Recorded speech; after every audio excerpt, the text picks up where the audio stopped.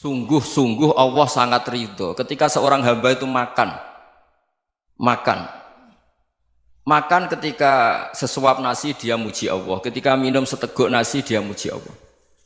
Itu kalau orang diridhoni Allah itu wali betul. Itu untuk jadi wali itu gampang, kamu makan ridho, kamu nginjak buminya Allah ridho seneng, kamu hidup keseharian aman seneng. Nah ini supaya sampean kita semua ngaji betapa panduan Rasulullah untuk menggapai ridho Allah itu banyak yang keseharian sekali. Saking kesehariannya banyak dalam hadis dan itu sahih. Nabi menyebut hal-hal yang keseharian. Hatta ma tas'alu fi fimra'atika, kamu punya uang kemudian istri kamu bisa makan itu ibadah. Bahkan sebagian ibadah itu dicontohkan Nabi yang akhirnya diprotes sahabat. Yaitu wa fi buti ahadikum sedekah, kamu menggauli istri kamu itu ya sedekah. Sampai sahabat bilang yang benar ya Rasulullah. Ayati ahaduna syahwatahu wa huwa lahu ajrun. Masa urusan biologis, urusan syahwat kemudian dia dapat pahala. Nabi menjawab, alaysa law wada'aha fi haramin akana alaihi wisrun. Bagaimana kalau dia meletakkan ke yang tidak benar itu kan dosa. Nah, hal-hal seperti ini yang saya ingin teman-teman semua lah, semua. Saya juga agak ingin ngaji demi Anda juga agak ingin. Itu dosa sekali ngaji kok pesanan kelompok tertentu itu enggak boleh. Islam itu untuk semua. Jadi ya cuma karena di depan saya jenengan ya seakan-akan jenengan korbannya. Itu ada ilmunya dalam usul fikih itu. Jadi orang itu harus ngaji usul fikih. Nama yang disebut, mungkin Mas Sufyan masih ingat zaman ngaji usul fikih. Nama yang disebut itu tidak jaminan sebagai prioritas perintah. Jadi misalnya gini, kebetulan yang di depan Nabi itu Abu Dzar. Nabi ya bilang, ya Abu Dzarin ini uhibbuka misalnya, atau ya Mu'ad ini uhibbuka, atau ya Abu Hurairah ini uhibbuka misalnya. Banyaklah riwayat yang Nabi nyebut ya Abu Dzarin, ya Mu'ad, ya Abu Hurairah. Kemudian misalnya Nabi meneruskan khitab, ini uhibbuka, saya mencintai kamu, fakul dubur sholatin, atau sebagian riwayat disebut fala tada'anna dubura kulli sholatin, Allahumma inni ala dzikrika wa syukrika wa husni ibadatik. Saya mencintai kamu, siapa saja, Mu'ad bisa, Abu Dzar bisa siapa. Saya mencintai kamu, mohon kalau habis sholat kamu jangan lupa wiridan Allahumma inni ala dzikrika wa syukrika wa husni ibadatik. Ya Allah, tolong kami permudah supaya mudah ingat Engkau.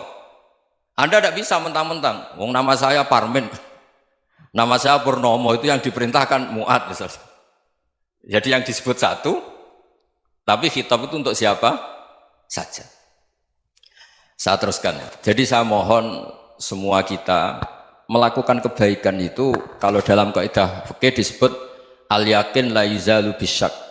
Banyak kebaikan yang kebenarannya itu 100%. Tidak punya efek samping ke pihak lain, ke kelompok lain, ke komunitas lain.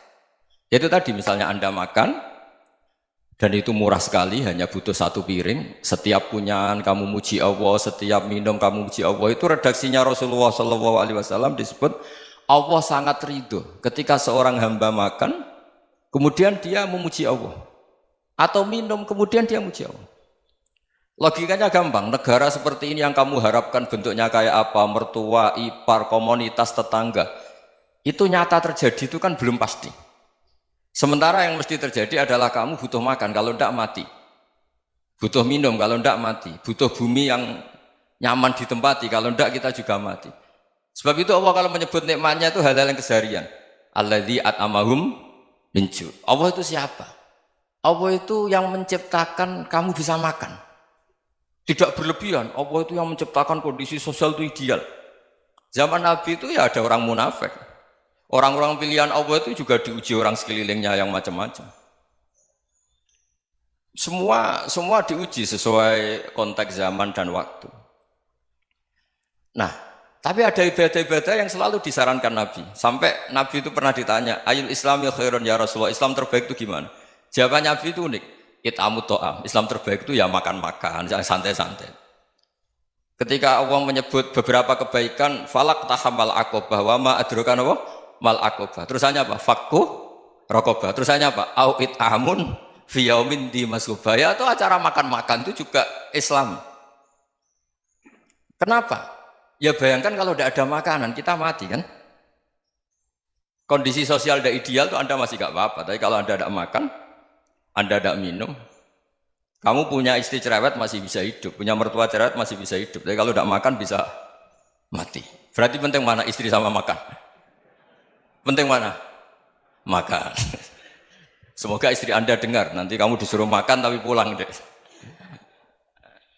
Itu kalau dibahasakan makan masih memahami. Penting mana nasi satu piring dengan istri. Nggak ada nasi mati, nggak ada istri belum mati. Penting mana? Gak berani jawab kan? Nah, ternyata Anda ada garang kan di depan istri. Jadi saya mohonlah, mungkin Mas Sufyan Sauri tadi yang bisa bantulah. Teman-teman tuh ngaji yang keseharian saja.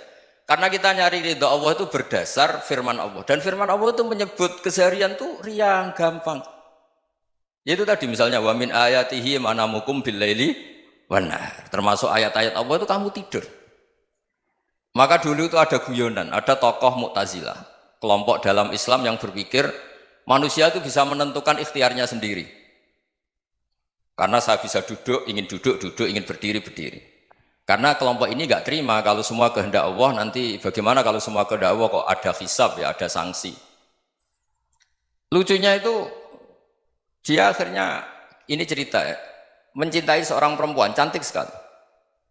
Dan itu dia menjadi ahli sunnah itu oleh hal-hal yang sepele. Karena istrinya cantik, ya namanya suami istri hubungan intim. Terus ditanya, Mas, masih ingin lagi? Masih. Silahkan diulang lagi. Wah ya tidak bisa. Katanya manusia bisa menentukan yang diinginkan. Itu tobat itu. Itu nggak bisa ditobatkan Mas Sufyan Ats-Tsauri. Orang cantik yang mudah nobatkan orang itu orang cantik. Segampang itu. Akhirnya kita tahu, makanya kalau dalam kitab Hikam itu disebut al-aqil mayyakul madza yaf'alu wa hubi wal ghafil mayyakul madza af'al. Orang yang punya akal karena sadar ini wilayah Allah, semua milik Tuhan. Itu dia tiap hari berpikir, besok Allah akan melakukan apa terhadap dunia ini. Kamu merencanakan suatu mau plesir, ternyata gempa. Mau wisata ke Rusia, ternyata perang. Kamu tidak pernah tahu apa yang akan terjadi besok. Wa ma tadri nafsum madza taksibu ghadan. Tapi anda semua kita ini sering punya jadwal permanen. Makanya saya kalau diundang siapa saja, sanad takdir. Yang jelas Gus ini acara penting. Ya masih acara penting nak pangeran ngersakno piye? Kok ape dadi pangeran? Kamu kok mau jadi Tuhan? Itu kadang ya kiai. Penting Gus acara ini jenengan harus memastikan bisa. Loh kamu itu yang ngajarin tauhid, sesuatu itu biadillah kok bilang-bilang apa pasti. Kalau maksa terus tak tobatkan loh kamu kata saya. Ya kalau gitu Gus bilang insya Allah. Wah itu hati saya, fisik saya, roh saya sudah bilang insya Allah. Tidak usah kamu latih kata saya. Nah hal-hal tauhid keseharian itu gampang sebetulnya. Wal ghafil yaqulu madza af'al. Tapi orang yang lupa Allah dia setiap hari bilang besok apa? Kita bisa melakukan apa? Seakan-akan dia itu aktor, dia penting, dia subjek permanen, dia. Padahal kita ini hanya objek kehendak Allah Subhanahu wa taala. Karena kita yakin sesuatu yang terjadi di alam raya ini kita tidak bisa apa-apa. Makanya saya sering ngaji, sering bilang saya, ketika Anda mensifati Allah, Dia yang menghidupkan. Sudah itu tanamkan sehingga ketika kita mati santai saja. Kenapa santai? Allah punya cara menghidupkan kita. Zaman kita hidup juga gak tahu caranya ngelola jantung, ngelola paru-paru. Kamu juga gak tahu ngelola oksigen yang tidak beracun, tidak mengandung polusi. Tahu-tahu hidup. Gak ingin tua ya tahu-tahu tua, gak ingin mati tahu-tahu mati. Selama ini kita hidup juga gak tahu apa-apa sebetulnya. Hanya gaya tok, punya jadwal, punya planning. Kalau kamu bisa menentukan pilihan Anda, pasti Anda istrinya cantik, 4 neriman semua, kona'ah semua. Nyatanya enggak kan? Ada 1 jelek, cerewet.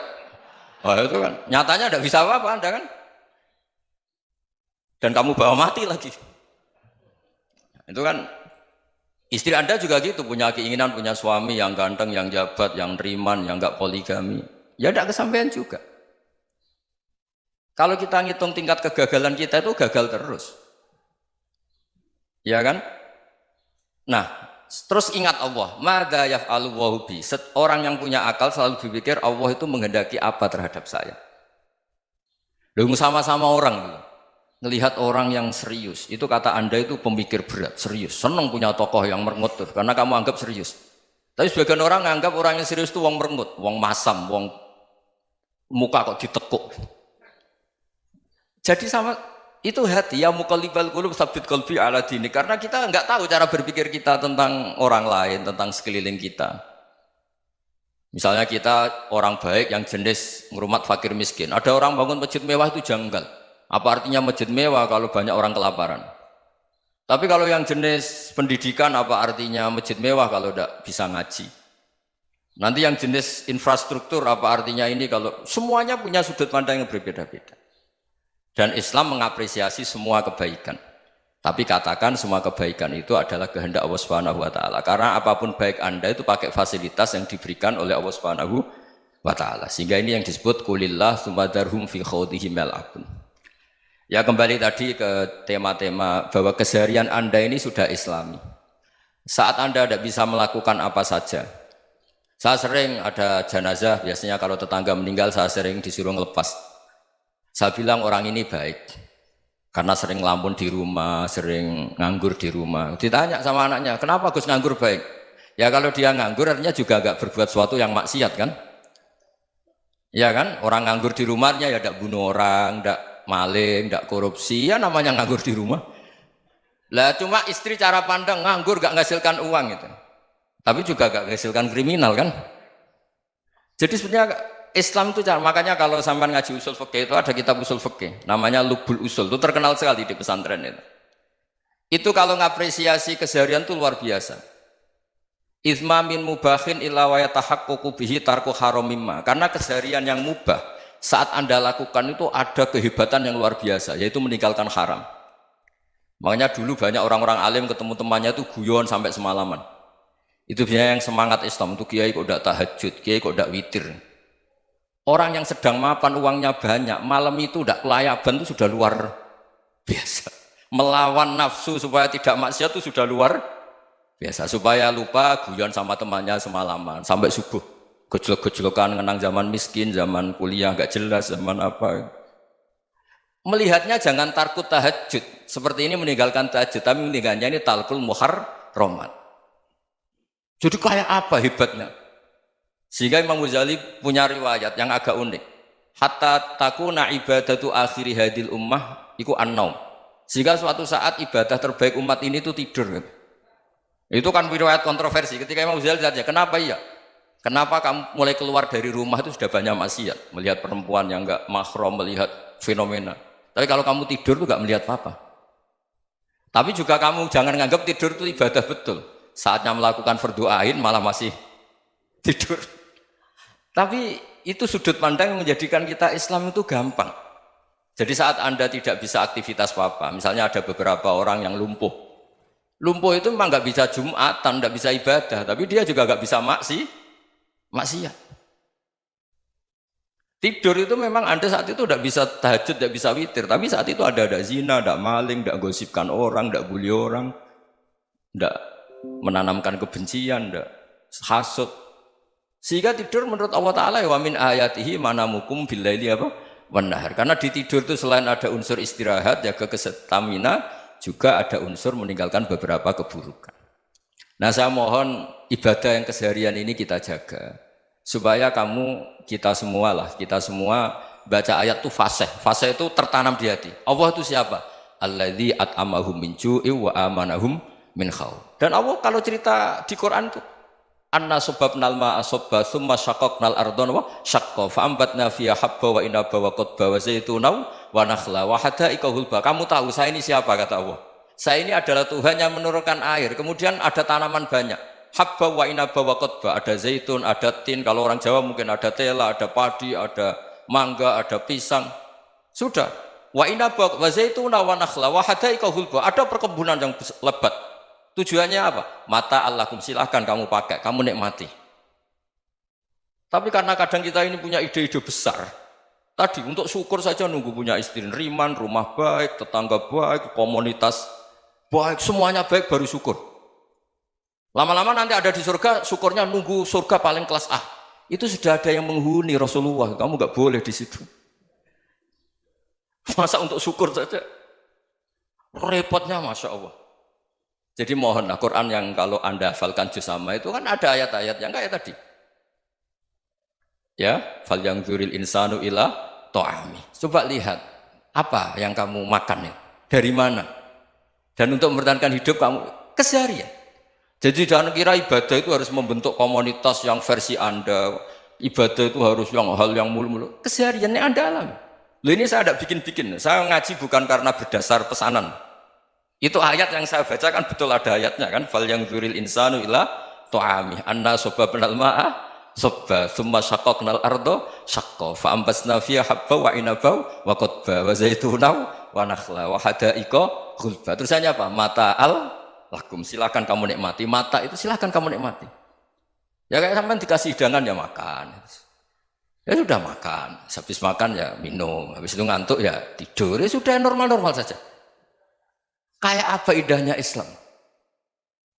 Tapi Anda mencari Islam yang gimana lagi? Nah itu yang diajarkan guru-guru kita, diajarkan sanad kita sampai Wali Songo, sampai Rasulullah SAW. Bahwa pada akhirnya ada jihad, ada perang. Itu dulu memang perang, bukan membunuh, beda. Dulu kita dijajah Belanda ya perang, dan itu normal karena kita dijajah. Jadi ketika orang lain ingin baik sama kita, wa in ahadum minal musyrikin astajaruka ya fa'jirhu hatta yasma'a kalam Allah. Kalau mereka ingin baik ya kita baik. Makanya ada istilah musta'man, mu'ahad. Kalau mereka ingin damai, berdampingan dengan kemajmukan ya itu yang lebih baik. Karena memang Islam menghormati proses perdamaian. Wa in janahu lis-salmi ya fajnah lah. Kalau ingin damai ya kita harus